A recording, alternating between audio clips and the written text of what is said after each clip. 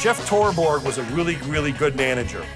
And I think he created a really tight bond with that whole group. I love to play for Jeff. Best manager I ever played for. I played with Bobby Cox. I played for Tony La Russa, two Hall of Famers. Jeff was a party guy. He loved his player. He was the perfect guy for that club. And I'll tell you why. We're a little unbridled. We're a little arrogant. But Torborg wasn't afraid to unleash the enthusiasm, as long as it was handled the right way. He wasn't afraid to bring guys in and have a word with them, talk to them about the right way to play the game. He had so much respect for some of the veteran players on the team, and he instilled in them that it was okay to lead on the field, that it was okay to be demonstrative. And for the younger players, it was okay to be emotional with professionalism. Torborg just had a knack for getting the most out of it. He was almost like a dad figure, but in a good way. When your coach says something, just sir. And back then, I think that's what Jeff Torborg did. I'm the boss, but I will let you guys play. That's it.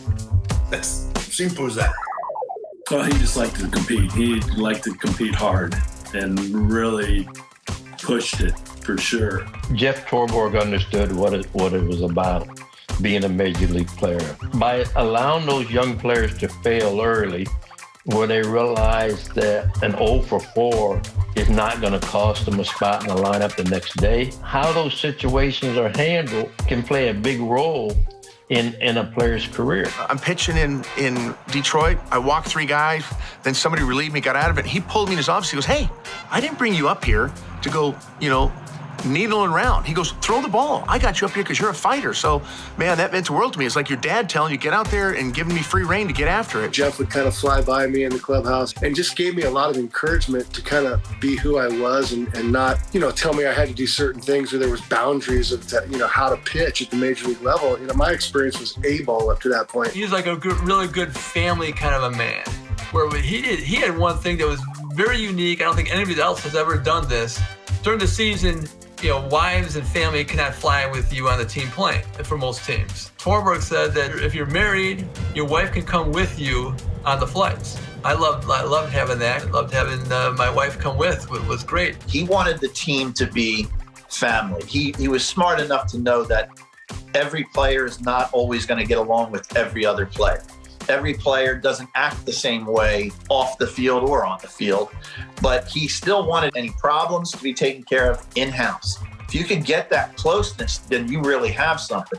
Let me tell you this about that team we had, okay? They did not let me go out at all. And that's what messes up a lot of guys, when you play in big cities. You play the game and you go out, No. They did not let me do that. I love all those guys to death to this day. Ozzy, all of them. They made me go home every day. That's love, man.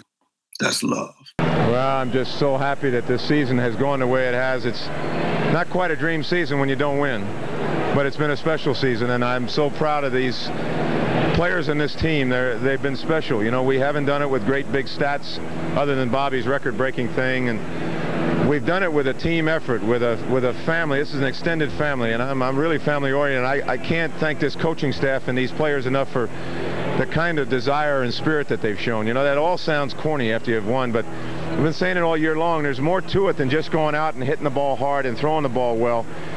There's going out day in and day out with a work ethic and with a desire to help the guy next to you and to stick together, and we've done that all season long. It truly was a team effort.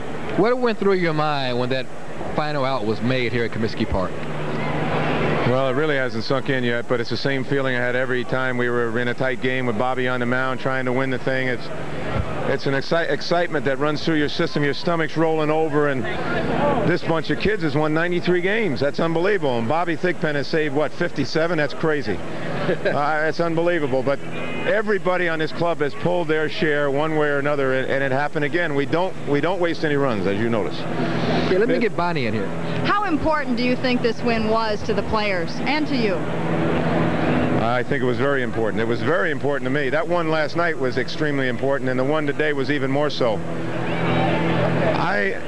have felt, for at least for the last 5 weeks, that I didn't want to tarnish all the hard work that we had done for all this part of the season. We looked like it a couple times that we were out of gas, and I was afraid we were. But these kids have something more inside than even I imagined, and the feeling was that we had something to show these fans. For them to come out the way they did this year, after the recent years and the political situation and the lousy play, we played very poorly the first half of last year. For us to come back this year and do a job, and for these fans to come out and support us to the tune of over 2 million, says something about this city, and also says something about the character of not only the town but this ball club. So I think it's a love affair that started to work again, and I'm really proud to be a part of it. And you're going to take this young team and on a high note, ending here, and take it across the street. First, we're going to go to Boston and try to ruin some pennant hopes up there. But yes, we're going across to a new ballpark with a product that's pretty darn good and on the way. We've got a ways to go. We got a lot of hard work to catch Oakland. They're an outstanding team, but I think everybody in baseball now believes this isn't not just the upstart White Sox who have just snuck up on people. I think they realize now we play solid baseball. And, we might have the best prepared team that hits the field in the major leagues. I can't speak for the National League, really, but our coaching staff has done a great job, and these kids have bought what we have been telling them. So it's just wonderful. Jeff, let me ask you, what made you decide to bring the team back out, which I thought was really a classy move on your part? Well, I wish it was my idea. But we had planned this, that if the fans looked like they were going to want us to come back out and stay off the field, that we would come back out. And that's an unbelievable feeling walking out there in that field. So many people in here, you can kind of get the flow of the warmth that it meant so much to them. And I think they realize what we did to get here. And, to walk out here and see my wife in the upper deck, and I can't find my son. I don't know how you lose a 6'5" son. But I don't know. It's kind of a love affair that I developed with this city and these fans.